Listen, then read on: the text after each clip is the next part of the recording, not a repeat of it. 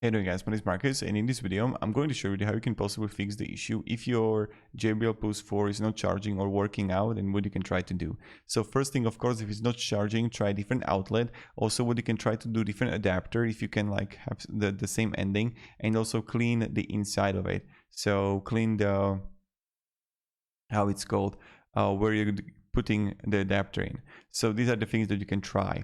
Then what you can try to do, and if you can actually turn it on, you just want to turn it on, and then you just want to press the play button and the plus button at the same time for about, I don't know, 5 to 10 seconds.